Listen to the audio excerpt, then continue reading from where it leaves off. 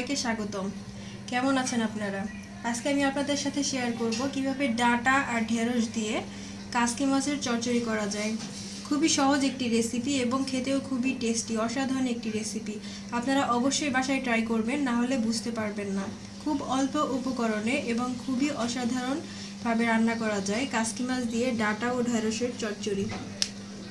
চলুন দেখে আসি কি কি উপকরণ লাগবে আমাদের কাসকি মাছের চচ্চড়ি করতে। ডাটা আর ঢেঁড়স দিয়ে কাসকি মাছ চচ্চড়ি করার জন্য আমার লাগবে, এখানে আমি ঢেঁড়স ধুয়ে এভাবে কেটে নিয়েছি, আর ডাটা এরকম এত কুচিয়ে কেটে নিয়েছি, যতটা কুচিয়ে কাটা যায়।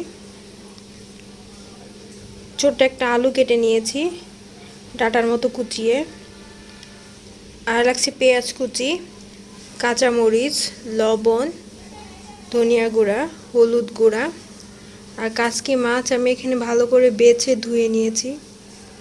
আর লাগবে পরিমাণ মতো সয়াবিন তেল। চলুন দেখে আসি কিভাবে রান্না করব ডাটা দিয়ে কাসকি মাছের মজাদার চচ্চড়ি। আমি চুলায় কড়াই বসিয়ে দিয়েছি, কড়াই গরম হয়ে গেছে। এখানে পরিমাণ মতো সয়াবিন তেল দিয়ে দিব।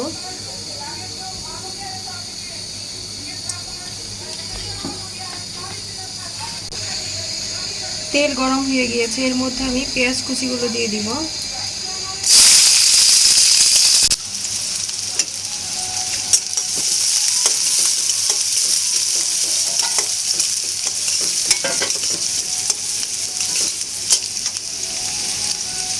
এখন ফেলে রাখা কাঁচামরিচগুলো দিয়ে দিব।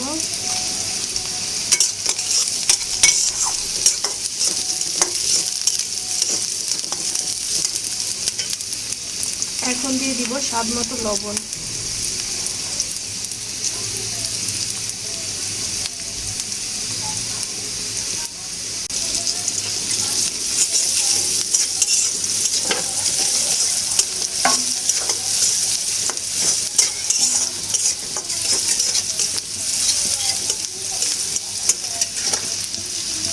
এখন আমি ঢেঁড়সগুলো দিয়ে দিব।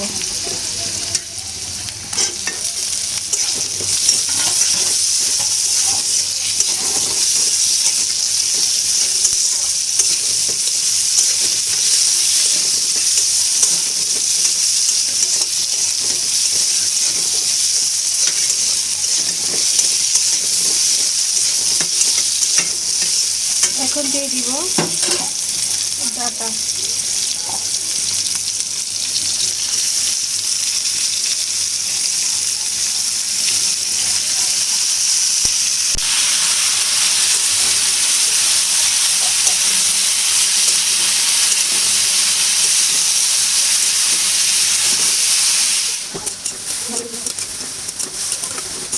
এই পর্যায়ে আমি দিয়ে দিব পরিমাণ মতো হলুদ গুঁড়া,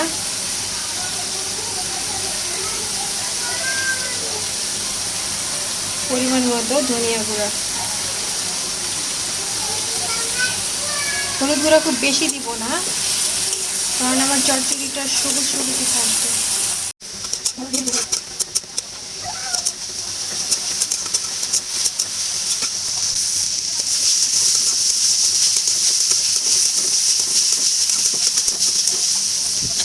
সবজিটা ভাজা হয়ে গেছে, এই পর্যায়ে আমি কাসকি মাছগুলো দিয়ে দিব।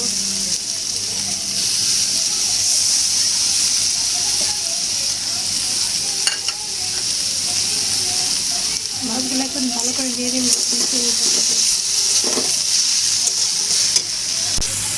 মাছগুলো মিশিয়ে নেওয়া হয়ে গেছে, এই পর্যায়ে আমি পানি দিয়ে দিব।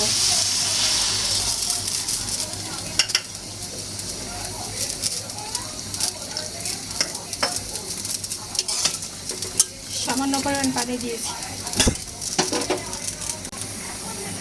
খুব বেশি পানি দিইনি, কারণ চচ্চড়িটা শুকনো হবে। ঢেঁড়সগুলো এভাবে নিচে দিয়ে দিয়েছি যেন খুব তাড়াতাড়ি সিদ্ধ হয়ে যায়।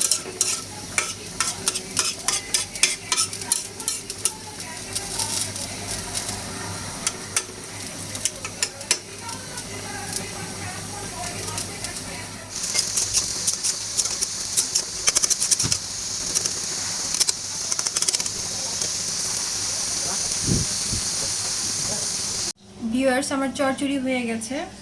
আমি চুলাটা বন্ধ করে দিয়েছি, আমি একটু পানি রাখিনি।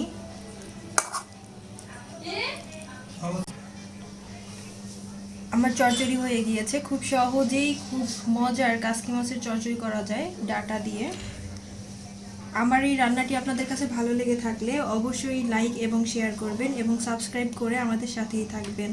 পাশে থাকা বেল আইকনটি ক্লিক করবেন যেন আমি কোনো রান্না নতুন নতুন রেসিপি আপলোড দিলে খুব দ্রুতই সেগুলো দেখতে পারেন। আমাদের সাথে থাকার জন্য ধন্যবাদ। আসসালামু আলাইকুম।